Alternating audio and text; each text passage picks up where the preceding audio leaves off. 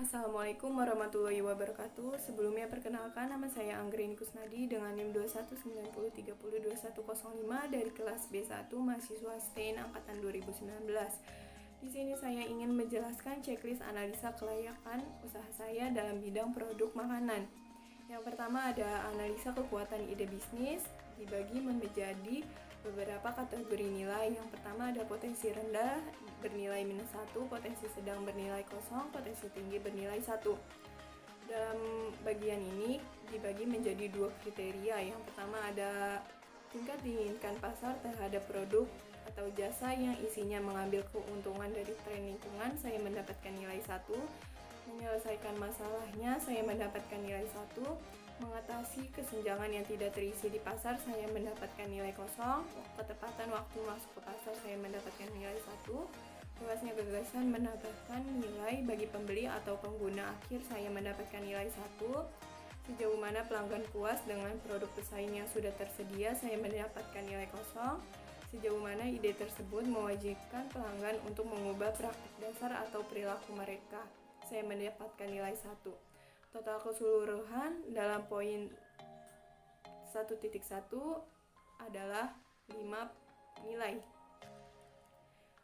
Dalam kriteria 1.2, permintaan produk jasa yang disurvei langsung atau online, yang isinya seberapa besar kemungkinan pasar akan membeli produk atau layanan yang ditawarkan, saya mendapatkan nilai 1. Bagaimana mereka bersedia membayar untuk produk atau layanan, saya mendapatkan nilai 1. Di mana mereka dapat menemukan produk atau layanan ini untuk dijual, saya mendapatkan nilai 1. Dalam kriteria 1.2, saya mendapatkan nilai total keseluruhan adalah 3. Jadi bagian 1 saya mendapatkan nilai rata-rata keseluruhan adalah 4. Dalam bagian 2, di sini ada kelayakan target industri yang bernilai potensi rendah bernilai -1, potensi sedang bernilai 0, potensi tinggi bernilai 1.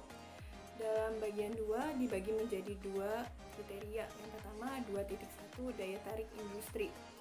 Jumlah kompetitor, saya mendapatkan nilai 1. Tahap siklus hidup industri, saya mendapatkan nilai 0.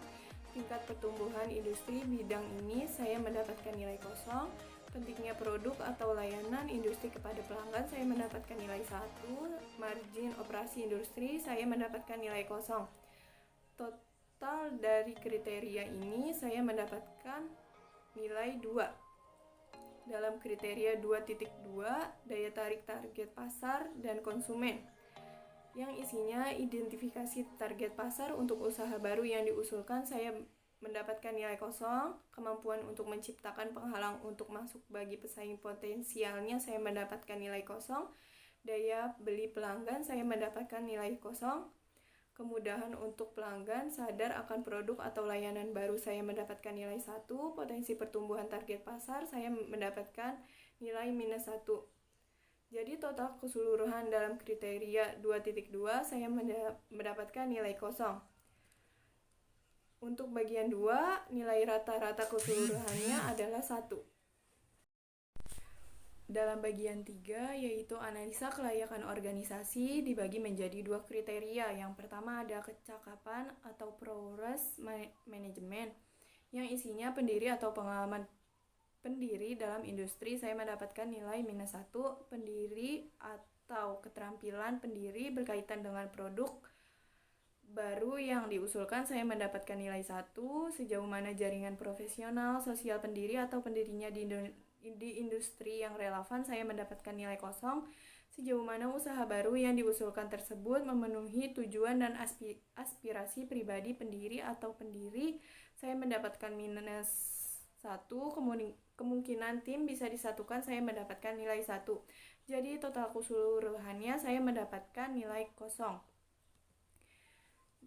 Dalam kriteria 3.2, kecukupan sumber daya, yang isinya karyawan dengan kompetensi spesifik, saya mendapatkan nilai 0. Perlindungan properti intelektual pada aspek kunci bisnis atau tidak berlaku pada saat pemula, saya mendapatkan nilai 0. Jadi total untuk kriteria ini saya mendapatkan nilai 0. Jadi untuk bagian 3 saya mendapatkan nilai rata-rata dengan nilai kosong. Dalam bagian 4 yaitu kelayakan finansial, dalam bagian ini dibagi menjadi 3 kriteria. Yang pertama ada 4.1 total modal awal yang dibutuhkan, isinya modal ekuitas saya mendapatkan nilai kosong, modal utang debit kapital saya mendapatkan -1, modal khusus yaitu specialty capital saya mendapatkan nilai 1. Jadi total keseluruhan dalam kriteria 4.1 saya mendapatkan nilai kosong. Untuk kriteria 4.2 kinerja keuangan bisnis sejenis yang isinya karakteristik ekonomi industri saya mendapatkan nilai 1, profitabilitas dan risiko saat ini saya mendapatkan nilai kosong, nilai perusahaan saya mendapatkan nilai 1. Jadi total keseluruhan dalam 4.2 saya mendapatkan nilai 2.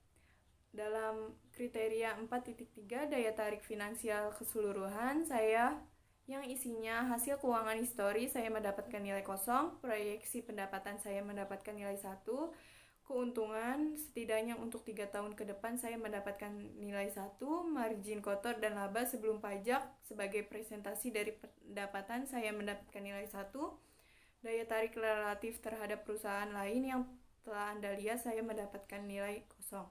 Dalam 4.3 saya mendapatkan nilai kriteria keseluruhan adalah 3. Dalam bagian 4 saya mendapatkan nilai rata-rata yaitu di 2,5. Bagian terakhir yaitu potensi keseluruhan. Pada bagian ini bagian 1 kekuatan ide bisnis saya mendapatkan nilai 4 yaitu potensi sangat layak. Sarannya jangan hanya fokus ke satu produk saja. Bagian 2 isu terkait industri potensi pasar saya mendapatkan nilai 1 atau potensi layak.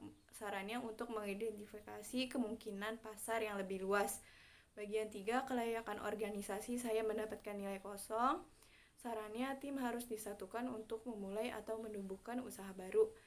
Bagian 4 isu finansial saya mendapatkan nilai 2,5 yang sarannya produknya perlu dikembangkan lagi. Jadi total keseluruhan yaitu 1,8 yaitu potensi layak. Sarannya untuk segera ditindaklanjuti langkah pengembangan bisnisnya. Ringkasan dalam survei saya kali ini yaitu ide bisnis ini berpotensi layak untuk dikembangkan dan segera ditindaklanjuti langkah-langkah pengembangan bisnisnya. Hanya itu yang bisa saya sampaikan, kurang lebihnya mohon dimaafkan. Wassalamualaikum warahmatullahi wabarakatuh.